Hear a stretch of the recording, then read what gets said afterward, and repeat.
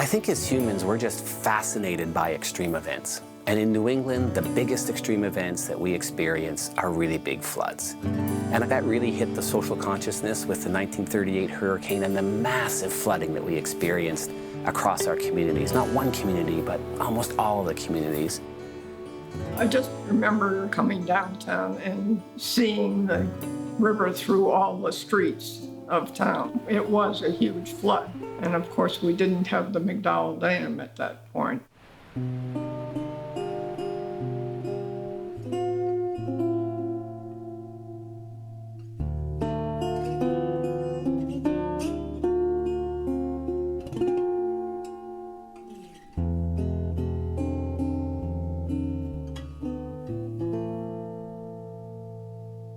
I remember looking out the front bay window of my grandparents' home. I saw flames, and so I turned and looked towards town, and my gosh, it looked as if the whole town was on fire.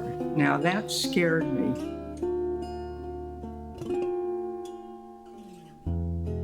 The whole road had been all broken up and left a huge hole, so cars could not pass to get into town.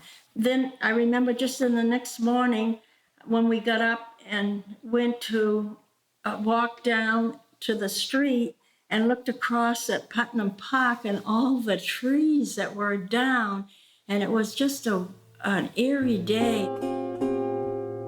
There was devastating floods throughout the whole New England region. It was 1940 when the planning actually started for McDowell. And it was 1948 when they actually had everything in place and the construction occurred, which was a 2-year process. And McDowell Dam was completed in 1950. Those flood control dams seem to be a real practical solution to the problems. I grew up here on the river and played in it. It's a beautiful little river, the Kentucky River, and usually it's pretty small, maybe 60 feet wide when it's low like that, maybe a foot deep. But probably in the last 10 or 15 years, we've noticed by being here, living on the river, it becomes more dangerous on a short notice. Hi, Susan, this is John at Peterborough Marble and Granite. It's kind of neat having the kind of business where 3 generations are still interacting with each other. When we moved here in 1963, we heard from the neighbors already at that time about the 1938 hurricane and the flooding that happened along Concord Street, where downtown was underwater. You have to imagine that this was the runoff for that area. The McDowell Dam and other dams around the state were built to control that high amount of water, but it can rise in a couple of hours. You can see it go up 4, 5, 6 feet, and this river will fill right in. And sometimes one thunderstorm does it. It's pretty amazing. And that didn't happen in the 60s from what I remember, or 70s. And so I think it's partially the climate change. Of course, a hurricane coming no matter what is going to cause the river to go up. Those aren't necessarily from climate change maybe, but just the more violent summer thunderstorms that we see cause rapid runoff and a lot more rain in them than they used to have, I think. I don't think scientists could tell us, more exactly, but just from practical experience watching the river, it does rapidly rise. And it gets scary at times when it's up near your house. My dad only had to worry about it in the spring, maybe, and if a hurricane was coming, which we've been lucky the last couple of years, but pretty much every year, we got to watch it in the summertime with violent thunderstorms.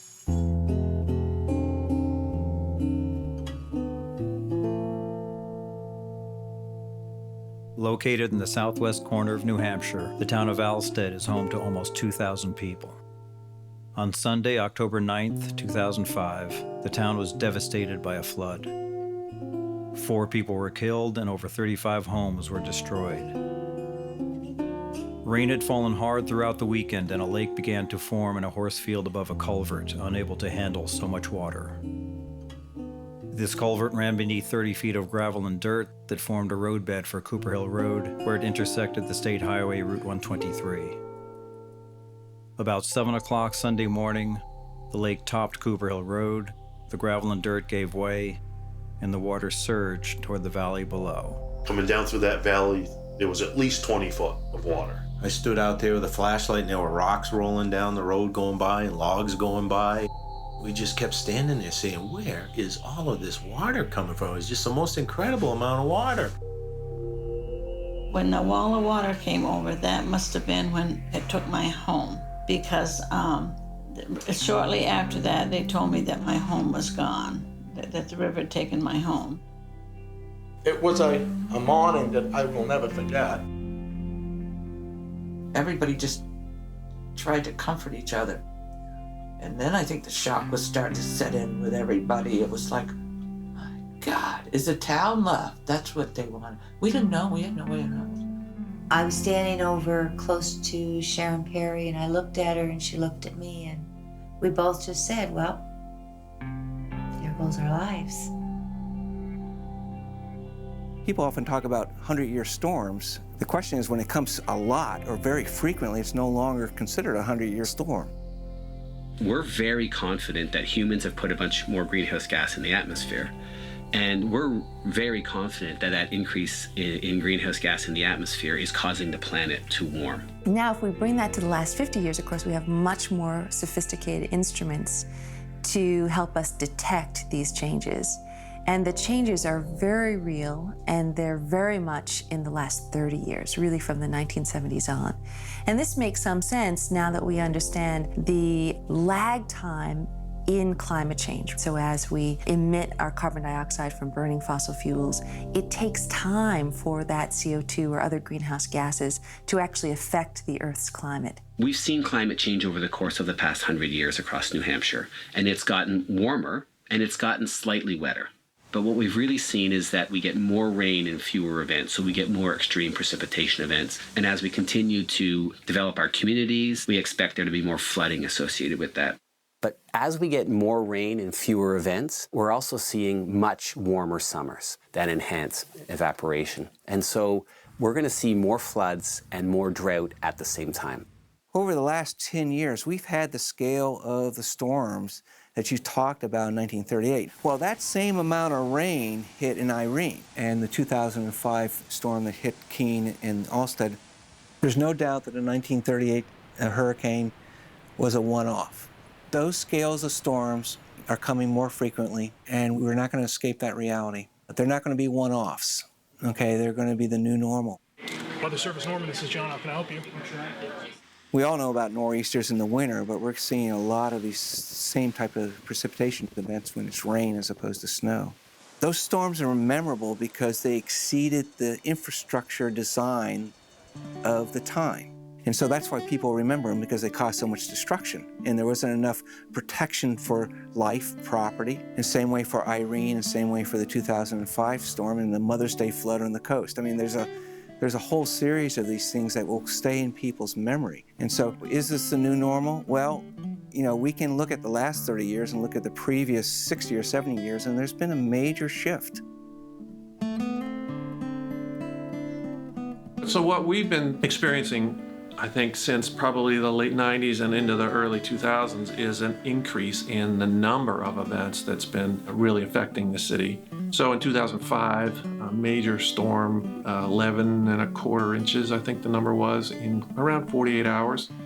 In 2008, another big event. In 2012 and 2013, also two big events that caused localized damage. Not as big as 2005, but having roughly the same effect in certain parts of the city. Well, I've been in the public works industry since 1979. I've been through a number of disaster events. The 2008 ice storm, I had never seen before. A couple of more trees have come down since we traveled here last. The entire town was out of power. So many of the roads were closed because the trees down. The entire power system in the area, electric power, was down. We had some streets where every utility pole was on the ground. There was no access to fuel. We couldn't get deliveries. because the main roads were closed. And it looks like that's the end of the road. We can't go any further down here. We're at a standstill here, turn it right around. It was truly a catastrophic event. Some homes were out of power for 4 weeks. We learned a lot. When you think it doesn't happen, it can. And whether it's ice, rain, snow, or wind, that was a huge event. We see on average in the summer, 5 to 10 days, over 90 degrees. And if we just continue the way we're going as far as our behavior, you can imagine having a climate that's similar to South Carolina by the end of the century. Rainfalls are increasing. In fact, if you look at the whole United States, New England's rainfall is increasing most dramatically. And as a climate scientist, what that means is if the average increases by that amount, the extremes and the frequency of the extremes are going to be coming more often. And so we have seen more and more extreme storm events, and this is reflected by more and more runoff. And that's what people notice more is the runoff, not the rainfall itself. When we look at runoff or floods, or you can't just look at weather by itself, because at the same time the landscape has been built out. It's, people are building houses, they're building roads, they're building driveways, and what they're doing is they're taking soils that could absorb water, you're taking vegetation that could intercept rainfall, and it's basically just running off. And so both climate and land use change is really what we're seeing as a result of human behavior as well as natural events that are responding to human behavior. I think the good part from a scientific perspective is I think we have more confidence in the results that we're going to have more of these events in the future and that we have to prepare for them. And we're not really prepared for them today. So there's no doubt we need to prepare for the big hurricane. We need to be much better prepared across the entire state. Preparing for that hurricane is going to help, but that's also going to help with all this other flooding that's likely to increase in the future because of more extreme precipitation events combined with the fact that we're developing our watershed. So there's likely to be more impervious surface and more water running off from any particular storm.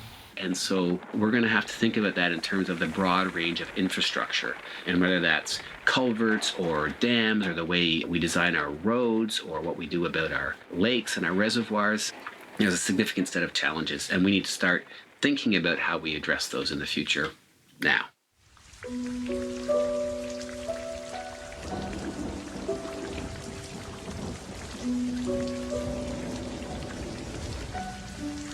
The strategies, that thinking really changed in 2011 when we had 11 storms in America that cost FEMA more than $1 billion. This changed the whole conversation in America around climate change. And it moved very rapidly into adaptation, into climate adaptation. And sometimes not even the word climate adaptation, but how do we become resilient? How do we decrease our vulnerability to these extreme events? In the late 90s and early 2000s, the city started a program to look at impacts of climate with the idea that we would first focus on reducing our greenhouse gas emissions. We realized probably we'd already bought a one-way ticket to climate change and that we needed to be ready to adapt to the changing circumstances. And in the city of Keene, there are several. And so in 2007, we started on a planning process with a number of other federal agencies and nonprofit agencies to look at our vulnerability to the effects of a changing climate. And in the city, the primary vulnerability was identified as flooding. And we came up with a number of things that we could do differently.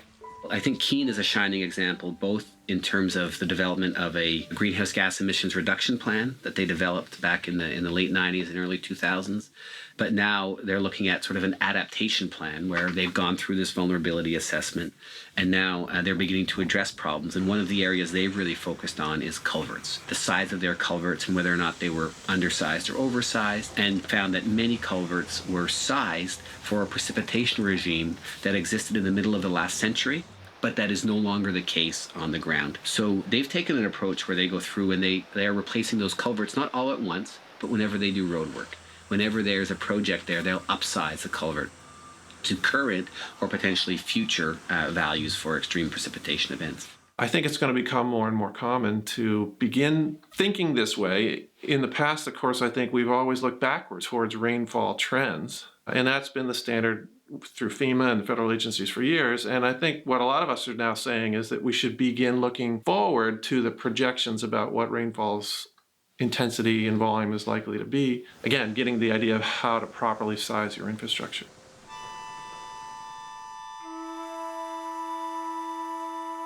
I think it's interesting to juxtapose what happened in 1938 with what's going on today. Essentially, that was a singular event which society responded. And what's happening today is we have a multitude of flooding events into which we need to respond. There was really big government action back when we experienced those floods in the 1930s. Big dams were built, flood control, communities came together to respond to that singular event. So I think we can take inspiration from that effort. Today, it's a different type of challenge because it's not a single event that we have to respond to. It's also a very different lay of the land in that we've developed our landscape much more than we had in 1938. So there's a lot more challenges in terms of how we go about dealing with this problem. But there's really two ways that we have to deal with it. We're going to have to adapt to a new climate normal, one where we have bigger extreme precipitation events, and those events come more frequently, and they result in more flooding because we have more development and more impervious surface. And there's a whole set of adaptation strategies that we have to pursue, but a lot of them have to deal with communities identifying their vulnerabilities and then dealing with those issues. A second big piece of this is that we are in a different world today because the hurricane of 1938 was a natural weather event. What we're seeing now are those natural weather events that are enhanced by a climate that's been sort of driven by anthropogenic emissions of greenhouse gases. So we also need to think about reducing our greenhouse gas emissions so that we reduce the amount of climate change that we have to adapt to. And so we face a whole new set of challenges, isn't it? There's not one technological fix to that problem. But we really need to act across a range of different actions, from individuals to families to institutions to churches to municipalities to states to a country to actually deal with the transformational change that we're going to need both to adapt to those increasing extreme events and also to reduce our emissions of greenhouse gases and transition to a clean energy economy. And I think our strategies now need to be co-pronged. They need to be mitigative and adaptive. And I think that that challenge is actually quite exciting. Look, climate change is either going to destroy everything that we hold dear, or it's only going to destroy some of what we hold dear, and we're going to take the cue from that destruction to change an awful lot of the ways that we live our lives. What we're learning about climate change is that it is representative of what it means to live on a full planet. A planet that is maximizing the numbers of people and the economic activity for a finite planet. And that climate change is a really strong signal of what that means. And so it's about changing fundamentally our political and economic systems about how we live on this planet. And so as the individual, you can do some work, absolutely. It's a great antidote, but it is so overwhelming that sometimes people just say, go away. I can't take this on. It's just too big. It just permeates everything I do. I'm complicit in every action because the entire construct of our lives can come back to climate change. And so how do we think about it at different scales? How do we parse it out at the local level so we feel we have a strategy moving forward?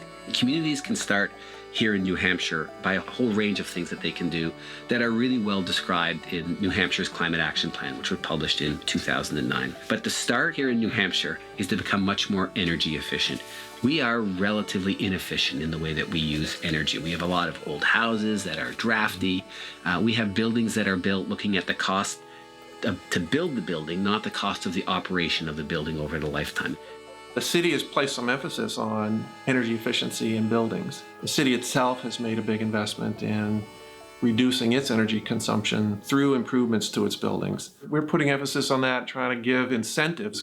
And so we're hoping our local businesses get that and understand and make adjustments as well. When the city started to challenge residents and businesses to try to reduce their energy by 10%, Phil Chain responded. We started looking at ways that we can reduce our own footprint. One of the first things we did was we changed all our lighting in the building. That reduced our energy consumption by quite a bit. We replaced our roof. And in the process of replacing the roof, we added 2 inches of insulation to keep the heat in the building. And we put on a white membrane over the top of that surface to reflect any heat that might be shining on top of the building. And we began to look into solar. In 2013, we installed a 30 kilowatt photovoltaic array up here on our roof, which supplements some of our power needs for the factory. We need to look to a whole range of homegrown energies. Right now, the state spends about $6 billion on energy, of which about $4 billion leaves the state directly because we're buying fossil fuel. So if we could even change 25% of that, we could infuse $1 billion back into New Hampshire's economy. And those energy sources are available here. In 2007, the Select Board adopted a goal of a 5% reduction in our reliance on fossil fuels for our energy. 5 years after that, we had reduced our demand on fossil fuel by over 20%. Today, it's even greater than that. How do you think I could fit in to help you? Some of the early programs that we looked at was a conversion of our oil-fired boilers to wood pellet boilers. We have a local company that was just starting up at the time.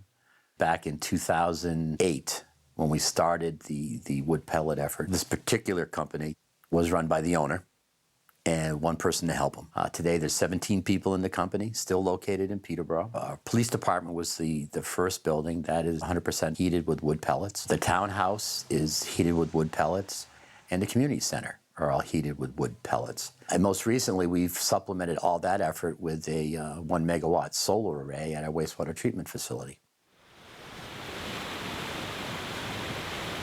This is a great area for hydro. That's why there's all these small mill towns, is because the hydro resource has been here for, millennia. This is the Minnewawa powerhouse, and it was commissioned in 1923 when Keene was really hot on electricity and running out of it. And so Keene Gas and Electric and its development arm, Ashwellet Gas and Electric, prospected over here in Marlborough, found this stream that tumbles down hundreds of feet, and started buying up all the water rights along the stream. And the final product was this powerhouse and the Minnewawa Dam, which is a mile up in the woods, and they are connected by a pipeline, a penstock, which is over a mile long and replaces the original pipe made of redwood. I mean, of course, I would prefer to sell my energy locally, just because, like many people around here, I believe in localism. But it's not a simple matter, again, because the laws in New Hampshire aren't as conducive as in other New England states. But I'd certainly like to sell it locally. The really big picture for New Hampshire communities is that if you become energy efficient, so you use less energy, and then you generate more of that energy that you do need locally, it's going to be really good for your economy. We should be doing that whether or not there is climate change. It really is an economic development plan. There's no reason that we should be sending $4 billion out of this state to pay for fossil fuel energy. We should take our ingenuity and figure out how to solve this problem locally. And it would be really good for New England if we did that. Later on today, actually, I'm going to be going over and starting a kickoff campaign for a new solar array that's going to be put on top of the Monadnock Food Co-op here in Keene, which is the first community-supported solar project, possibly in New Hampshire. This is going to be put on top of their roof, and they'll benefit from the power that's being produced there, because we're going to need alternative energy to solve the problems of climate change. But I think Keene and others in the area are starting to see that we need to get more involved. Not everything can be done at the state or federal level, and the international level is also interesting to watch, particularly after the Paris conference. That, I think, is going to add to the momentum for us to do even more than we are now. We're talking about communities having to come together to think about where they're vulnerable. But there's a low-level discussion going on in the region and, in fact, across the country of that actually maybe our community is more important. Maybe instead of investing my money in Wall Street, I should invest my money in energy efficiency in my community or in farmers markets in my community. And in fact, there are financial instruments that are currently being developed that allow you to invest in your community. So the Community Loan Fund and the Community Development Finance Authority in New Hampshire are wonderful examples of this. So really going down this pathway of energy security and energy independence, which I think would be sort of a fine Yankee tradition, is something that will really help us build community. We need the sciences to come to understand the nature of climate change, but we need the humanities, not the sciences, to essentially resolve the problem, because it is basically a humanities issue. It's a question of moral choice. It's a question of ethics and values. In my mind, climate change sits as a very fundamental contrast to normative culture. The way we do things now is problematic, and they need to change. And so that confronts people's investment in the current system, you know, whether it's because of their work or whether it's because of the way they enjoy their life or whether it's because of other levels of values and ideals and principles that govern how they act. And so I think that that skepticism is a more complicated piece than just information. So I don't think it's about information deficit. I think there's lots of information about climate change, although that too varies with when it makes the headlines and when it doesn't. Still, the more sociologists look at it, it's less about information deficit and more about how it confronts our values and principles that are long-standing.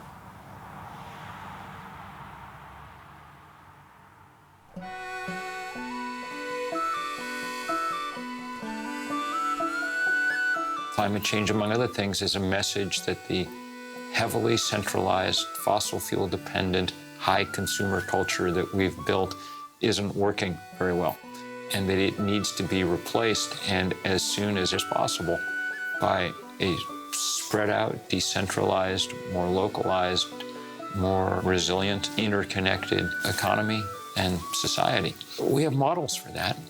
You know, the internet in the last 20 years has taken the world that I grew up in, where there were 3 TV channels beamed at you, and replaced it with a world in which millions of people are talking to each other from every direction. That's what we need to do with energy. We need 10 million solar panels on 10 million roofs, all interconnected, all making power for each other. That's what we need to do with food. One of the big pushes that we made in 2007 in the Climate Action Plan was to talk about food and where our food comes from.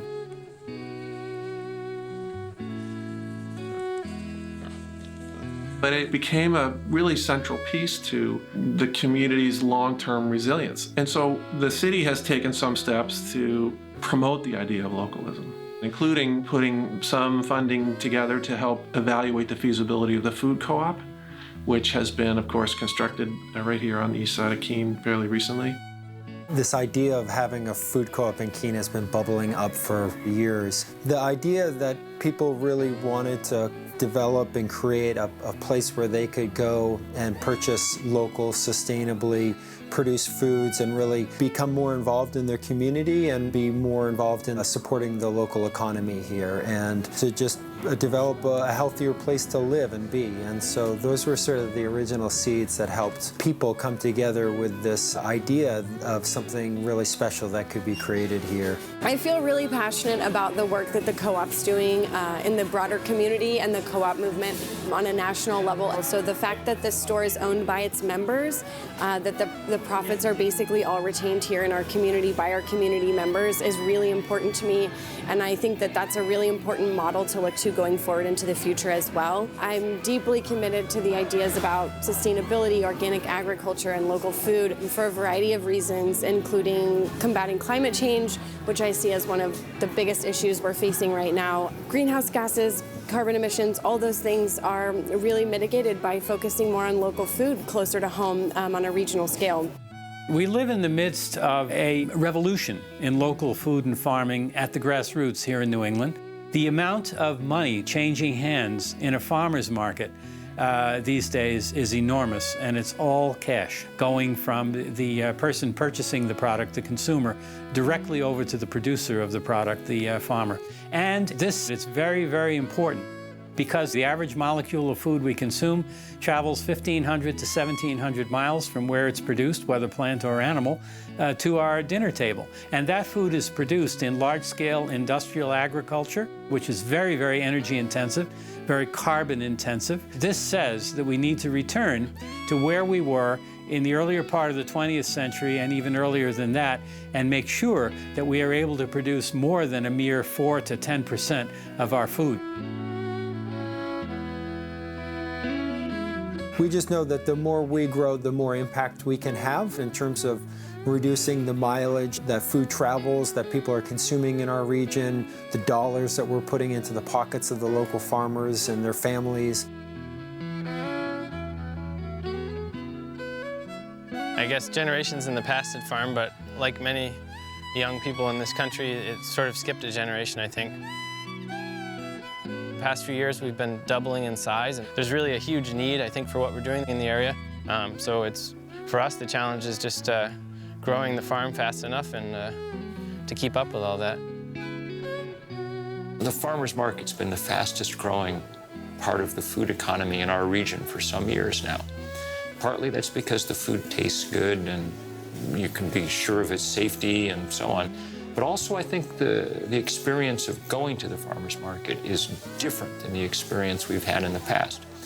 A pair of sociologists followed shoppers some years ago, first around the supermarket, then around the farmers market.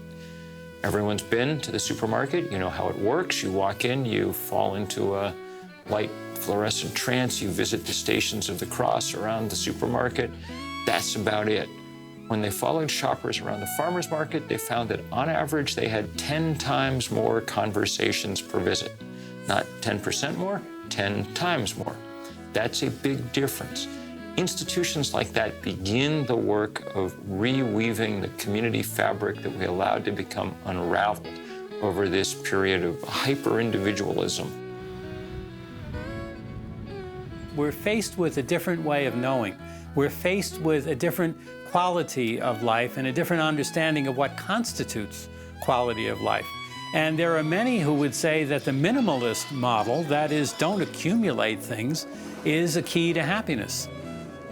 7 years ago, I was asked to serve on a city committee, and we were in charge of implementing the Keene Climate Adaptation Plan.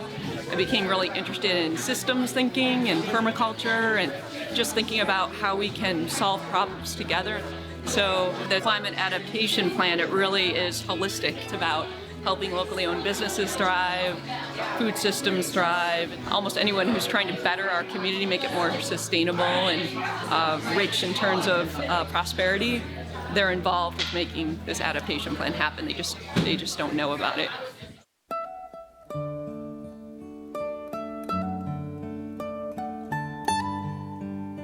People often ask me, where should I move to get out of the way of climate change? What would the safest place be? I usually answer it by saying, you want to be in the places with the strongest possible communities, because that's what we'll need as things get a little tougher, a lot tougher. And Northern New England brings particular set of skills to bear on that question. It's the part of the country probably that's seen its community erode the least. And I think that above all, the reason for that may be the enduring example of town meeting. The fact that people have to come together every year to take charge of their own affairs. And I think we saw what that looked like in practice when people for a sustained period of time, weeks and months, came together to work hard to make sure that the damage was cleaned up and that their neighbors' lives were repaired as best they could be.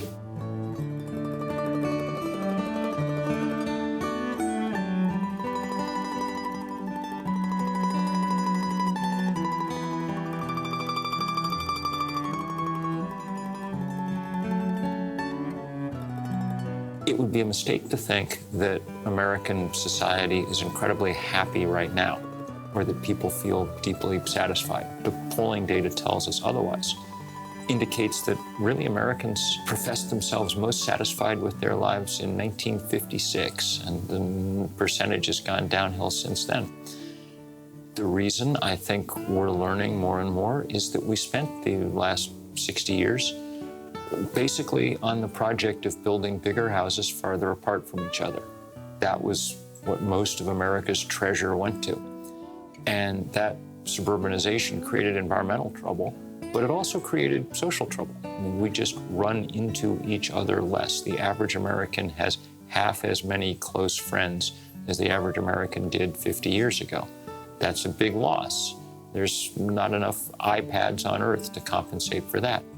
So, as we begin to lead other kinds of lives, I think that some of the consumption will be replaced with contact. Change is going to have to come.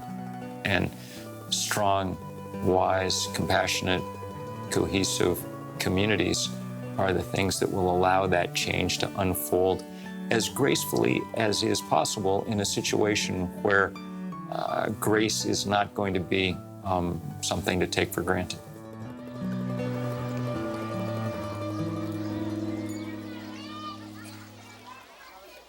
The big ethical stake, which is staring us in the face, is intergenerational equity.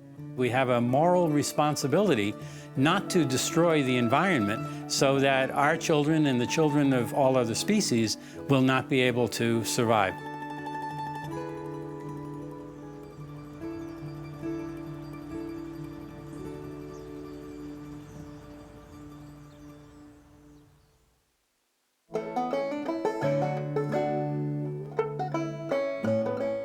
So Brody grew up on the river also and has been watching it his whole life and played down there by the river banking. And now Lucy will have to get used to living on the river and grow up watching the rapid rise in the water, right, Lucy?